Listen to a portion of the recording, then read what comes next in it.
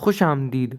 आज मजलिस रियाज़ी में जिस मौजू को हम ज़हन नशीन करने की कोशिश करेंगे वो है यूनिट 1.6 यानी अलजेब्रिक मैनिपुलेशन। ठीक है, अलजेब्रा की साजिशें। तो सबसे पहले इसके लिए एक बार आयतल कुर्सी पढ़ ली जाए। तो छोटा सा रिकैप कर लेते हैं पिछली क्लास का। तो सब अपने कमेंट बॉक्स के पास पहुंच जाएं। आज का सवाल ये है कि 23 से, ठीक है, आपने +7 करके पैटर्न बनाना है फॉर द नेक्स्ट 7 नंबर्स। ठीक है, तो ये कमेंट कर दीजिएगा। तो हम थोड़ा सा अलजेब्रा की साजिशें देखेंगे और उनको रफ़ा दफ़ा करेंगे। ठीक है, तो सबसे पहले ये चीज़ है, बारीक चीज़ है, एक्सपेंशन।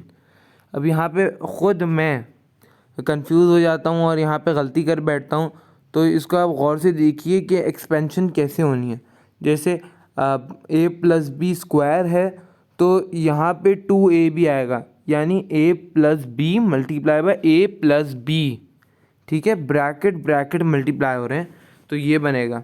इसी तरीके से आप एक्सपेंशन के लिए पॉइंट नंबर 3 देखें, उसके अंदर भी एक्सपेंशन देखिए कि यहाँ पे कैसे की गई है।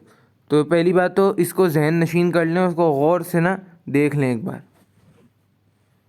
तो यहीं पे उसको करके दिखाया हुआ है, देखिए। अब यहाँ पे मल्टीप्लाई कर रहे हैं। जब भी कोई नंबर ब्रैकेट से बाहर होगा तो वो ब्रैकेट वालों से मल्टीप्लाई होगा। ठीक है, तो यहाँ पे हम सवाल में देखें तो -8 है, तो हमने -8 को पहले 3a से मल्टीप्लाई करना है और फिर -7 से। तो इस तरह यहाँ पे -24a और +56 आ जाएगा। ठीक है, आगे फिर हम आए तो बिल्कुल इसी तरीके से आगे भी यही किया हुआ है।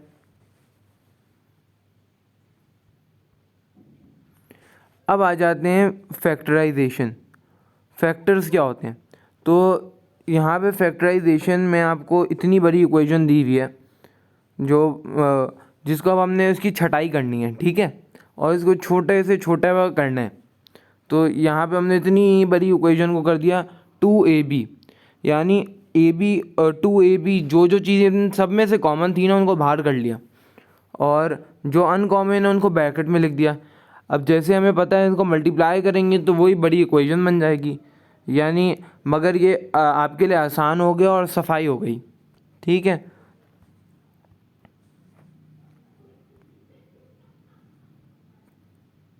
तो यहाँ पे इसको फैक्टराइज किया हुआ है। 81p⁴ कितना बड़ा नंबर और कितना डरावना लग रहा है, तो हमने उसको फैक्टराइज कर लिया। सबसे पहले 81 क्या होता है, 9² होता है, हमें पता है। तो इस तरह आहिस्ता आहिस्ता मैं आपको कहूँगा कि इसको आप चंक्स में करें। ठीक है, एक एक स्टेप बाय स्टेप, कोई डंडी नहीं मारनी है आपने। डंडी मारेंगे तो फिर डंडा पड़ेगा खुद के पैर पे। तो इस तरीके से स्टेप बाय स्टेप करते हैं ना, और फिर ये आपके लिए बिल्कुल ना क्वेश्चन इजी हो जाएगा और अंडरस्टैंडेबल हो जाएगा।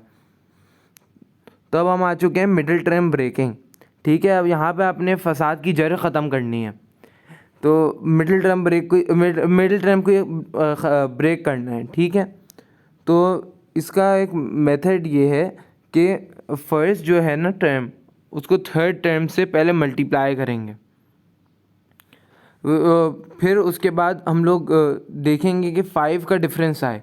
ठीक है, कुछ ऐसा करें, उनको ऐड या सब्ट्रैक्ट करें, 5 का डिफरेंस है और वो दोनों कॉमन फैक्टर दे लेंगे। यकीनन ये आता होगा, नहीं आता तो मुझे बता दें और फिर मैं आपको एक और वीडियो में ज़्यादा एक्सप्लेन करके समझा दूंगा।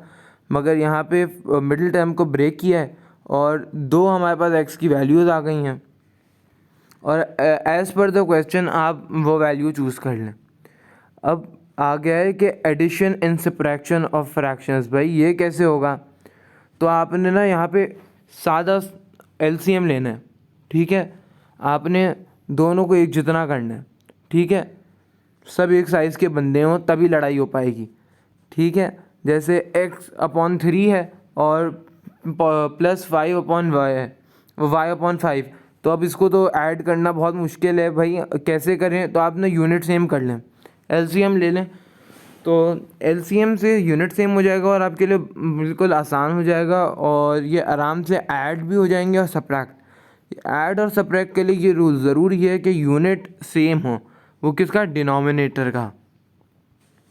तो ये सवालात में भी किया है। अब मल्टीप्लिकेशन और डिवीज़न कैसे होगा फ्रैक्शन में।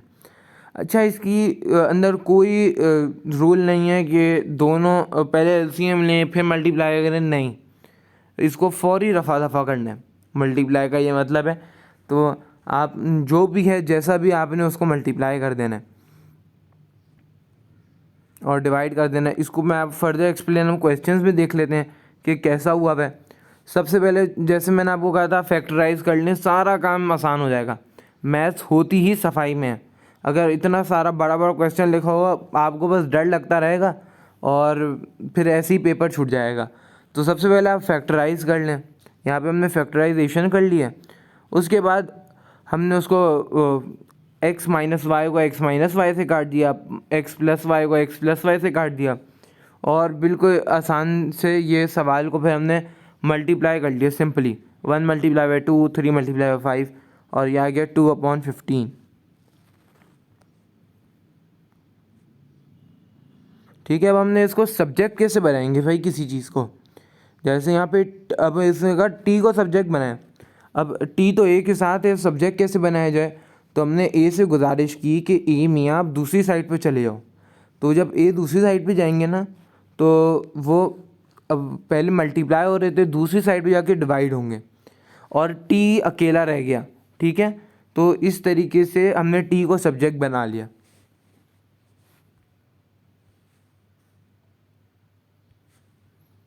तो इसी तरीके से देखिए, देखते देखते ये यूनिट भी ख़त्म हो गया। तो अब इसी तरीके से है, मैथ्स बड़ी आसान है। आपको जो सवाल हो आप मुझसे पूछ सकते हैं, और इंशाल्लाह प्रैक्टिस होती रहेगी तो इंशाल्लाह अंजाम भी अच्छा होगा। बस नीयत साफ़ होनी चाहिए।